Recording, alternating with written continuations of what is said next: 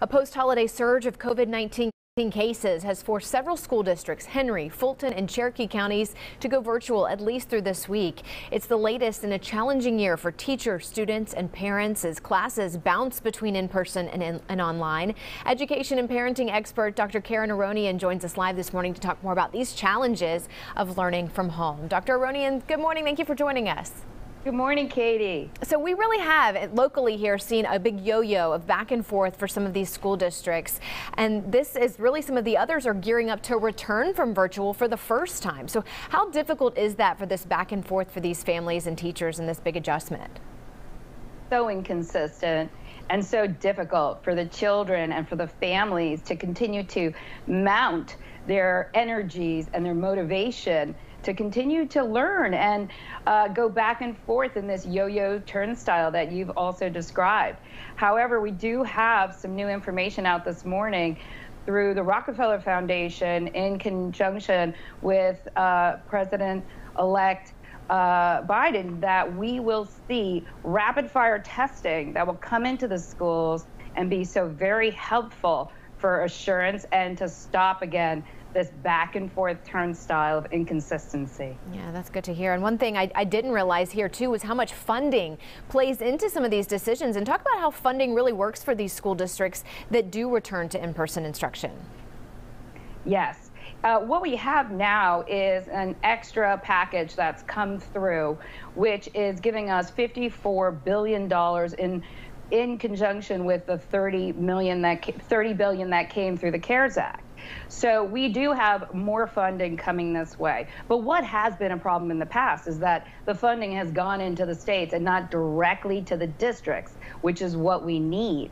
And in an op-ed piece that was put forward by three of the superintendents of the largest school districts, Chicago and Los Angeles and New York City, there was a call for $125 billion extra dollars that go funneled directly to the schools, so we can have exactly what we need again, which is this testing in school and tracing, which is PPE, which is sanitization and cleaning, which is more for social emotional health. And finally, thank goodness, a call for summer school that would be needed to remediate and rehabilitate what we've all gone through. Yeah, I mean, you mentioned it too, but let's talk about the toll this is taking on education, because President-elect Joe Biden has described the state of schools as a national emergency. Some children have been virtual since March. So all of this has to be affecting some children in terms of their education as a whole more long term. It absolutely is. What we know already through the NWEA and through the MAP testing that was done with 4.4 million students through grades 3 through 8 is that we've seen a 10 percentile drop in their math scores. And it didn't show so much with reading, but quite frankly, this was not looking at our most marginalized populations, this testing. And you can tell, obviously, in relation to the numbers that 4.4 million doesn't represent 56 million students.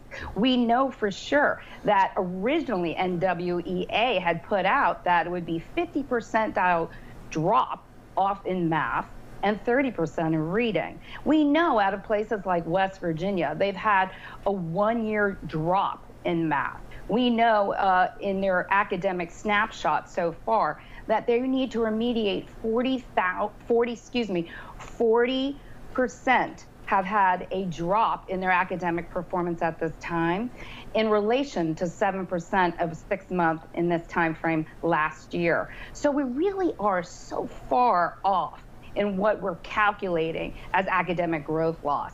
We know this amazing chasm is here that somehow we have to hurdle and bridge with our academic achievement.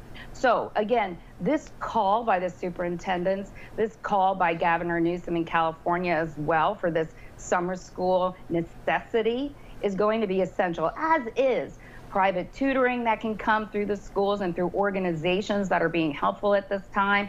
So we need to ask as parents, right, and as educators, how are we going to go forward with all of this extra support we desperately need? Yeah, some important topics for sure happening in a lot of households. Dr. Karen Aronian, thank you so much for joining us this morning. We appreciate it.